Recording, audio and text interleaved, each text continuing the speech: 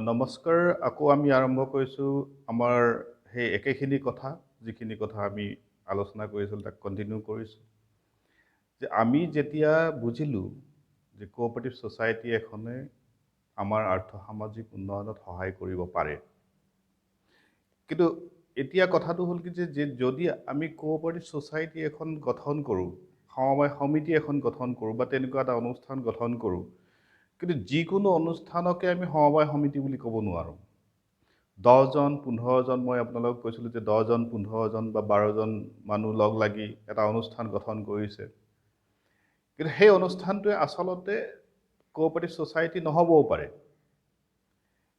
ইয়াত এটা unique character আছে সমবায় সমিতিসমূহৰ এটা ইউনিক কেৰেক্টাৰ আছে সেইটো হৈছে কি যে আমি যেতিয়া এনেকুৱা ধৰণৰ ব্যক্তিয়ে বা এটা মানুহৰ সমষ্টিয়ে এনেকুৱা এটা অনুষ্ঠান গঠন কৰি লৈ তাক পৰিচালনা কৰিবলৈ আৰম্ভ কৰোঁ বা তাৰ জৰিয়তে কিবা এণ্টাৰপ্ৰিনিয়ৰশ্বিপ বা উদ্যমিতা আৰম্ভ কৰোঁ বা কিবা ব্যৱসায় আৰম্ভ কৰোঁ তেতিয়াহ'লে সেই আটাইখিনি কথাই কিন্তু 7টা বিশেষ নীতিৰ ওপৰত নিৰ্ভৰ কৰিব লাগিব তাৰমানে আমাৰ যিটো অনুষ্ঠান হ'ব সমবায় সমিতি বা সমবায় প্ৰতিষ্ঠান এই অনুষ্ঠান প্ৰতিষ্ঠানটোক আমি 7টা মূল নীতিৰ ওপৰত ভিত্তি কৰি গঠন কৰিব লাগিব তেতিয়াহে আমাৰ আচলতে সমবায় সমিতিখনক আমি এখন ইউনিভাৰ্চেলি একচেপ্টেবল সমবায় সমিতি বুলি ক'ব পাৰিম এতিয়া মই প্ৰথমতে আপোনালোকক কৈছিলোঁ যে সমবায় সমিতিখন কেনেকৈ গঠন কৰা হয় কোনবিলাক মানুহে কেনেকৈ ধৰণে আহি লগ লাগি গঠন কৰিব তাত প্ৰথম প্ৰিন্সিপলটো হৈছে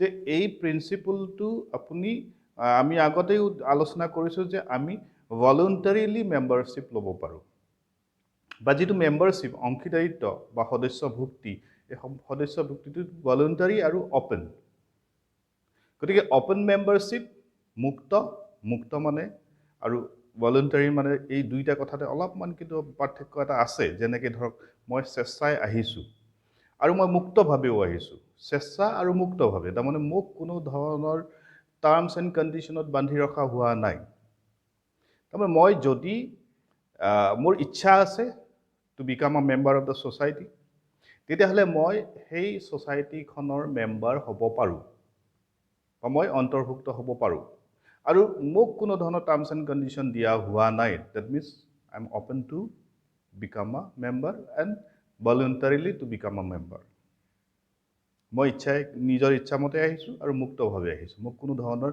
আউটাৰ প্ৰেছাৰ বা ইণ্টাৰনেল এক্সটাৰ্নেল কোনো ধৰণৰ ফ'ৰ্চে মোক এফেক্ট কৰা নাই ধৰিব পাৰিছেনে কথাটো তাৰপিছতে আহিলে যে যদি আমি যদি এনেধৰণে ভলুণ্টাৰীলি বা অপেন মেম্বাৰশ্বিপ কৰি আমি এনেকুৱা এটা অনুষ্ঠান কৰিছোঁ তেতিয়াহ'লে আমি কি কৰিছোঁ এইটো এটা গণতান্ত্ৰিক অনুষ্ঠান কৰিছোঁ আগতে আমি আলোচনা কৰিছিলোঁ that means it is A Democratic member control organisation তাৰমানে ডেম'ক্ৰেটিকেলি আমি আমাৰ যিখিনি মেম্বাৰখিনি থাকিব সেই মেম্বাৰখিনিয়ে আমি আমাৰ মাজত ডেম'ক্ৰেটিক যিটো ছিষ্টেম ডেম'ক্ৰেটিক ছিষ্টেমটো আমি ফ'ল' কৰিম মানে এইটো কথা কোৱা হৈছে যে ধৰি লৈছোঁ যে ইয়াক কেনেকৈ পৰিচালনা কৰা হ'ব ইয়াত যদি কিবা লিডাৰশ্বিপ বা লিডাৰশ্বিপৰ তেনেকুৱা প্ৰয়োজন হয় তেতিয়াহ'লে who will become our leader আমাৰ এখন চাগে কমিটি থাকিব আমি পিছৰ ফালে আকৌ আহিম তেনেকুৱা ধৰণৰ কথাত আমাৰ এখন কমিটি থাকিব সেই কমিটিখন কেনেকৈ গঠন হ'ব সেই কমিটিখনত কাক আমি মুৰব্বী কৰিম মানে লিডাৰ কৰিম may be like president vice president etcetera so' এনেকুৱা ধৰণৰ কামবিলাক কৰোঁতে আমি সদায় ডেম'ক্ৰেটিক ছিষ্টেমটোক ফ'ল' কৰিম that means the second principle of cooperative society is democratic member control তাৰপিছতে আহিলে আমি থাৰ্ড প্ৰিন্সিপলটো আহিলোঁ সেইটো হৈছে যে মেম্বাৰ্ছ ইকনমিক পাৰ্টিচিপেশ্যন যিটো আচলতে কোঅপাৰেটিভ ছ'চাইটিৰ মূল বিষয় মেম্বাৰ্ছ ইকনমিক পাৰ্টিচিপেশ্যন তাৰমানে আমি মেম্বাৰ্ছবিলাকৰ যদি অৰ্থনৈতিক অংশগ্ৰহণ নাথাকে তেতিয়াহ'লে আমি সেই মেম্বাৰ্ছখিনিৰ আমি পাৰ্টিচিপেশ্যনটো বা এক্টিভ পাৰ্টিচিপেশ্যনটো নাপাওঁ যিটো আমাৰ সাধাৰণতে আমাৰ এইটো এটা ডাঙৰ সমস্যা কেনেকুৱা ধৰণৰ সমস্যা হয় যে যেতিয়া আমি কোঅপাৰেটিভ ছ'চাইটিবিলাকৰ প্ৰগ্ৰেছ বা ইভেলুৱেশ্যন কৰিবলৈ যাওঁ তেতিয়া আমি দেখা পাওঁ যে কোঅপাৰেটিভ ছ'চাইটিবিলাক অলমষ্ট চিক মানে প্ৰায় কিছুমান হয়তো বন্ধ হৈ গৈছে বা নট পাৰফৰ্মিং ৱেল প্ৰফিটেবল হৈ থকা নাই ইয়াৰ মূল কাৰণটো হৈছে কি যে যেতিয়া আমি গঠন কৰিছিলোঁ তেতিয়া আমি কেৱল অংশীদাৰিত্ব লোৱাৰ কাৰণে যিখিনি অংশীদাৰিত্বৰ যিখিনি মূল্য শ্বেয়াৰ্ছ সেই শ্বেয়াৰ্ছখিনিহে আমি লৈছিলোঁ। তাৰপিছত কিন্তু আমি তেওঁলোকৰ লগত কোনো ধৰণৰ ইকনমিক এক্টিভিটিছ কণ্টিনিউ কৰা নাই। গতিকে এই আল্টিমেটলি কি হৈছে যে যেতিয়া মানুহৰ লগত আপুনি চাওক, মানুহৰ লগত আপুনি সাধাৰণতে লিডাৰ্ছক হু ফল'জ দ্য লিডাৰ্ছ, আমি কাক লিডাৰ বনাওঁ বা লিডাৰ্ছক আমি কেতিয়া ফ'ল' কৰোঁ? যেতিয়া that leader can give some benefit to us. আমি আচলতে মানুহক ফ'ল' নকৰোঁ বা তেনেকুৱা ধৰণৰ ইণ্ডিভিজুৱেলক আমি ফ'ল' নকৰোঁ, কিন্তু আমি কাক ফ'ল' কৰোঁ? দ্য ইণ্ডিভিজুৱেল বা মানুহজন, যিজন মানুহে বা সেই অনুষ্ঠানটোৱে যদি আমাক কিবা বেনিফিট দিব পাৰে, then we follow' the benefits. আপুনি হয়তো মোৰ লগত একমত হ'ব এই কথাটোত, যে মানুহ এজনে আচলতে কাক ফ'ল' কৰে? মানুহ এজনে, ধৰি লৈছোঁ আপুনি এজন ডক্টৰৰ ওচৰত গৈছে, আপুনি প্ৰথমতে ডক্টৰজনৰ ওচৰত যোৱাৰ আগতে আপুনি কি কালেকশ্যন কৰিব? ইনফৰ্মেশ্যন। কি ইনফৰ্মেশ্যন? যে ডক্টৰজন কেনেকুৱা, ডক্টৰজনৰ ৰেপুটেশ্যন কেনেকুৱা, ডক্টৰজনৰ ট্ৰিটমেণ্টৰ বিষয়ে আপোনাৰ এটা ছাৰ্ভে কৰিব, যে ধৰি লৈছোঁ যে ডক্টৰজন আপোনাৰ যিটো প্ৰব্লেম হৈ আছে সেই প্ৰব্লেমটোৰ কাৰণে একুৰেট ডক্টৰ হয়, মানে একজেক্টলি সেইজন ডক্টৰৰে আপোনাৰ প্ৰয়োজন আছিলে, তেতিয়াহে আপুনি তেওঁৰ তাত যাব। ডেট মিনছ আপুনি কিয় গৈ আছে? That means you are expecting some benefit from the doctor. আপুনি কিবা এটা বেনিফিট এক্সপেক্ট কৰি আছে, আৰু এক্সপেক্ট কৰিয়ে হয়তো আপুনি তাত গৈছে। গতিকে এনেকুৱা ধৰণৰ চিটুৱেশ্যনত আপুনি চাব যে যদি মেম্বাৰ্ছবিলাকে, আমাৰ যিটো অনুষ্ঠান হ'ব সেই অনুষ্ঠানটোত যদি আমাৰ মেম্বাৰ্ছবিলাকে কোনো ধৰণৰ বেনিফিটেই নাপায়, ডেট বেনিফিট, আমি যিহেতু এইটো এটা অনুষ্ঠান কৰিছোঁ, এইটো এটা এণ্টাৰপ্ৰাইজ কৰিছোঁ, আমি এটা কি কৰিছোঁ? আমি এটা বিজনেছ এণ্টাৰপ্ৰাইজ। এই বিজনেছ এণ্টাৰপ্ৰাইজ হোৱাৰ লগে লগে ইয়াৰ পৰা মই যদি ফিনেন্সিয়েল বেনিফিট একো নাপাওঁ, বা মোৰ কাৰণে যদি কোনো কণ্ট্ৰিবিউশ্যন নাথাকে, financial contribution from the institution, from the organisation, that means মই একো বেনিফিট পোৱা নাই। বেনিফিট নাপালে মই কিয় ফ'ল' কৰিম? নহয় জানো কথাটো? যদি মোৰ কথাখিনি আপোনাক একো বেনিফিট নিদিয়ে, হুই উইল ফ'ল' মি? আপুনি মোক ফ'ল' কৰিব জানো? নকৰিব। That is the secret of benefit. So তাৰপিছতে আহিলে যে আমি এই মেম্বাৰ্ছখিনিৰ ইকনমিক পাৰ্টিচিপেশ্যনটো কৰাবই লাগিব, যদিহে এইটো এটা কোঅপাৰেটিভ ছ'চাইটি হয় বা কোঅপাৰেটিভ অৰ্গেনাইজেশ্যন হয়। তাৰপিছতে মই আকৌ আপোনালোকক ৰিপিট কৰিছোঁ যে ৩ নম্বৰ প্ৰিন্সিপলটোও আমি আলোচনা কৰিছিলোঁ, আমি যেতিয়া মানে প্ৰাৰম্ভিক কথাখিনি পাতিছিলোঁ। তাৰপিছতে আহিলে ৪ নম্বৰ প্ৰিন্সিপল। ৪ নম্বৰ প্ৰিন্সিপলটোত কোৱা হৈছে যে it is autonomous or autonomy and independent. তাৰমানে এখন ছ'চাইটি কোনে গঠন কৰিছে? কোনে গঠন কৰিছে? আমি ১০জন ১৫জন মানুহে কেনেকৈ গঠন কৰিছিলোঁ? উই ভলণ্টাৰীলি অপেন মেম্বাৰশ্বিপ, আমি মুক্তভাৱে কৰিছিলোঁ, আমি স্বেচ্ছাই কৰিছিলোঁ, আমি ডেম'ক্ৰেটিকেলি কণ্ট্ৰল হৈছোঁ। তাৰমানে আল্টিমেটলি উই আৰ অট'নমাছ নহয় জানো? অট'নমাছ কিয় হয়? যে আমি নিজেই নিজক শাসন কৰিছোঁ, আমি নিজে নিজক পৰিচালনা কৰিছোঁ, আমি নিজে নিজক বেনিফিট দিছোঁ, আমি নিজে নিজক হেল্প কৰিছোঁ। ডেট মিনছ এই যে ছেল্ফ হেল্প কনচেপ্টটো, ছেল্ফ ৰুল, ছেল্ফ কণ্ট্ৰল, এই কথাখিনিয়েতো আমি অট'নমি বুলি ক'ব পাৰোঁ। এণ্ড ইণ্ডিপেণ্ডেঞ্চ মানে যিখিনি আমি ফিনেন্সিয়েল ডিলিং কৰিছিলোঁ মেম্বাৰ্ছ ইকনমিক পাৰ্টিচিপেশ্যনৰ কথাটোত, যে মই কণ্ট্ৰিবিউশ্যন কৰিছোঁ, আকৌ সেই কণ্ট্ৰিবিউশ্যনৰ পৰা যদি বিজনেছ হৈছে, সেই বিজনেছৰ পৰা মোক প্ৰফিট শ্বেয়াৰিং হৈছে, প্ৰফিট শ্বেয়াৰিংটো আকৌ মোৰ তাত আহিছে। ডেট মিনছ আমি ইণ্ডিপেণ্ডেণ্টলি কাম কৰা নাই জানো? ইয়াততো কোনো ধৰণৰ আদাৰ অৰ্গেনাইজেশ্যন বা অন্য কোনো বাহিৰা অনুষ্ঠানে ইয়াত কোনো ধৰণে ইনফ্লুৱেঞ্চ কৰিব পৰা নাই। তাৰমানে আমি যদি ডেম'ক্ৰেটিকেলি কণ্ট্ৰল হওঁ, ডেম'ক্ৰেটিকেলি কণ্ট্ৰল হোৱাৰ লগে লগে আমাৰ এই অৰ্গেনাইজেশ্যনটোত কোনো ধৰণৰ অন্য অনুষ্ঠানৰ ইনফ্লুৱেঞ্চেছ নাথাকে, আউটাৰ ইনফ্লুৱেঞ্চেছ নাথাকে। ডেটছ ৱাই আমি ইয়াক আমাৰ এই অনুষ্ঠানটোক অট'নমাছ এণ্ড ইণ্ডিপেণ্ডেণ্ট বুলি ক'ব পাৰোঁ। তাৰপিছতে হ'ল কি, যদি আমি এনেকুৱা এটা অনুষ্ঠান গঠন কৰিছোঁ, তেতিয়াহ'লে এই অনুষ্ঠানটোৱে আৰু এটা কাম কৰিব লাগিব। সেই পঞ্চম মূলনীতি এটা ফ'ল' কৰিব লাগিব, 5th প্ৰিন্সিপলটো ফ'ল' কৰিব লাগিব। সেইটো হৈছে education, training and information. Education, training and information is not only a part of cooperative society, it should not be a part of cooperative society only. আপুনি যিকোনো অনুষ্ঠানৰে যদি শিক্ষা, প্ৰশিক্ষণ আৰু তথ্য যোগান বা আহৰণৰ যদি ইচ্ছা নাথাকে, তেতিয়াহ'লে সেই অনুষ্ঠানটো কিন্তু বহুদিনলৈকে টিকি নাথাকে। আপুনি চাবচোন, ডাঙৰ ডাঙৰ কোম্পানীবিলাকৰো এটা R&D চেল থাকে। Research and development cell. সেই ৰিচাৰ্চ এণ্ড ডেভেলপমেণ্ট চেলটোৱে কি কৰে? They educate the people of the organisation. সেই অৰ্গেনাইজেশ্যনটোৰ মানুহখিনিক তেওঁলোকৰ শিক্ষা প্ৰদান কৰে, তেওঁলোকক ট্ৰেইনিং দিয়ে। এডুকেশ্যন আৰু ট্ৰেইনিঙৰ মাজত পাৰ্থক্য আছে। পাৰ্থক্যটো হৈছে যে মানে আপুনি যেতিয়া এটা পাৰ্টিকুলাৰ টাস্ক, এটা বিশেষ কাম কৰিবলৈ যদি পাৰদৰ্শী হ'ব লাগে, তেতিয়াহ'লে আপুনি ট্ৰেইনিঙৰ প্ৰয়োজন হ'বই। এতিয়া এডুকেশ্যনটো মানে হৈছে কেনেকুৱা ধৰণৰ, যে মই প্ৰাৰম্ভিক কথাখিনি জানিবৰ কাৰণে মই ABCD জানিবই লাগিব। ABCD জনাৰ পিছত, তাৰপিছত যেতিয়া মই এটা পাৰ্টিকুলাৰ টাস্ক, ABCDয়ে আপোনাক পাৰ্টিকুলাৰ টাস্ক এটা কৰিবলৈ নিশিকায়, ABCD ইন জেনেৰেল আপোনাক শিকাব।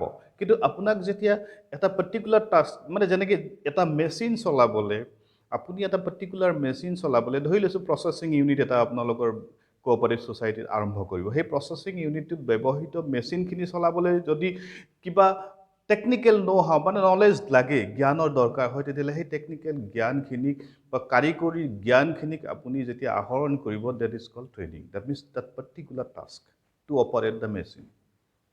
তাৰপিছতে হ'ল ইনফৰ্মেশ্যন। ইনফৰ্মেশ্যন মানে তথ্য হয়তো আপুনি সংগ্ৰহো কৰিব পাৰে বা আপুনি যোগান ধৰিবও পাৰে।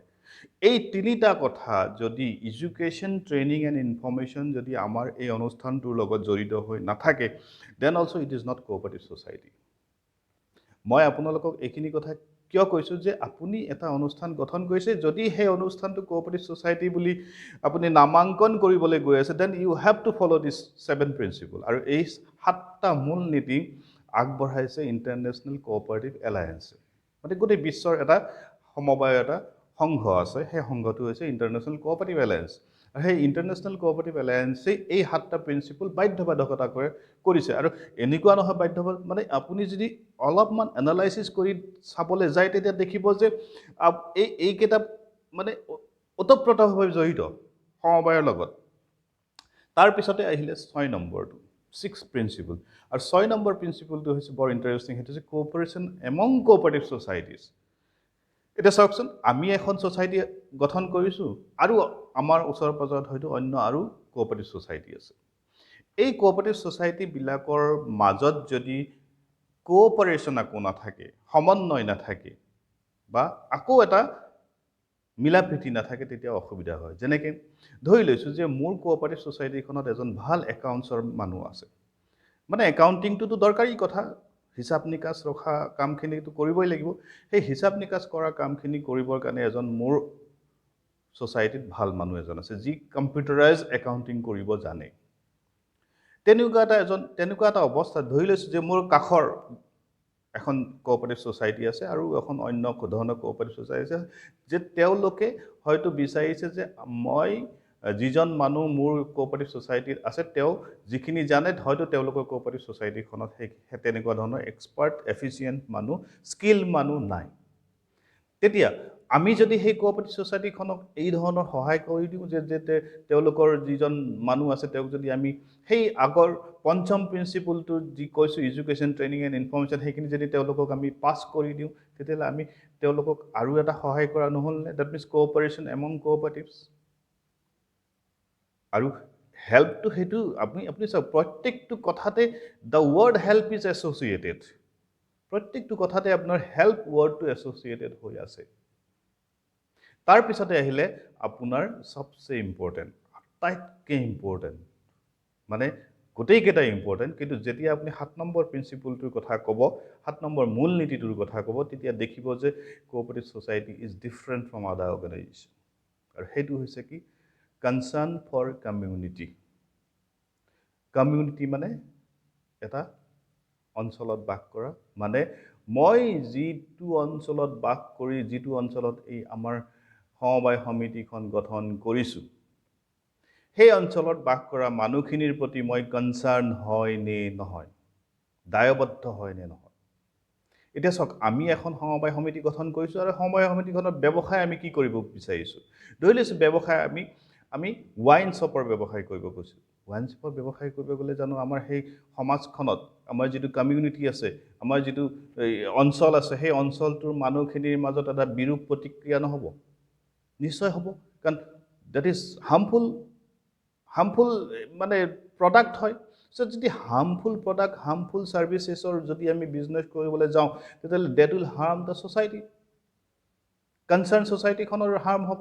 তাৰমানে আমি এনেকুৱা ব্যৱসায় নকৰোঁ, আমি এনেকুৱা ধৰণৰ কাম নকৰোঁ যিটোৱে নেকি আমাৰ অঞ্চলটোত বাস কৰা মানুহখিনিৰ কিবা ক্ষতি কৰিব পাৰে। তাৰমানে আমি এনেকুৱা এটা অনুষ্ঠান গঠন কৰিম যিটো অনুষ্ঠানে ব্যৱসায়ও কৰিব, বাট also at the same time concern for the community, মানে আমাৰ অঞ্চলত বাস কৰা মানুহখিনিৰ প্ৰতি আমি দায়বদ্ধ হৈ থাকিম। চাওকচোন কিমান ইণ্টাৰেষ্টিং এণ্ড ইম্পৰ্টেণ্ট। আপুনি এনেকুৱা এটা অনুষ্ঠান গঠন কৰিব গৈ আছে য'ত নেকি প্ৰফিটো কৰিব, বিজনেছো কৰিব, প্ৰফিট শ্বেয়াৰিং কৰিব, ছ'চিঅ' ইকনমিক নিডছ ফুলফিল কৰিব, but keeping in mind concern for community. How interesting and how beautiful this organization. যদি আপুনি এই অৰ্গেনাইজেশ্যনটোক ধুনীয়াকৈ কৰিব পাৰে, তেতিয়াহ'লে it is a very beautiful organisation and it touches all human being. মানুহৰ অনুষ্ঠান যদি বুলি আমি কওঁ, মানুহৰ অনুষ্ঠান বুলি ক'বলৈ হ'লে দিছ ইজ অনলি অৰ্গেনাইজেশ্যন। ইয়াৰ জৰিয়তে আপুনি আপোনাৰ অঞ্চলটোৰ, আপোনাৰ কমিউনিটিটোৰ যদি কিবা উন্নতিৰ কাম কৰিব বিচাৰে, কমিউনিটিটোৰ ভালৰ কাৰণে কিবা কৰিব বিচাৰে, কমিউনিটিটোৰ যদি ডেভেলপমেণ্টৰ কাৰণে কিবা কৰিব বিচাৰে, then it is the only organization. আৰু আপুনি যদি বিচাৰে এনেকুৱা অনুষ্ঠান গঠন কৰিবলৈ, এনেকুৱা অনুষ্ঠানৰ বিষয়ে আৰু কিবা জানিবলৈ হ'লে, you can contact me directly in Facebook, my Facebook page. So মই নিজে কনচাৰ্ণ হয় কাৰণে আচলতে এইখিনি কথা আপোনালোকক জনাবলৈ ইচ্ছা কৰিছোঁ যে কনচাৰ্ণ ফৰ কমিউনিটি যি 7 নম্বৰ প্ৰিন্সিপল, এই প্ৰিন্সিপলটোৰ প্ৰতি ময়ো দায়বদ্ধ যে আমি যদি সমাজৰ প্ৰতি দায়বদ্ধ হওঁ, তেতিয়াহ'লে সমাজৰ প্ৰতীক বা সমাজৰ লগত জড়িত কিছু, সমাজখনৰ উন্নতিৰ কাৰণে জড়িত কিছু কাম কৰিব লাগে। আৰু সেই ভাবিহে আচলতে মই এই পদক্ষেপটো লৈছোঁ যে মই অলপ কিছু কথা আপোনালোকক জনাই যাম।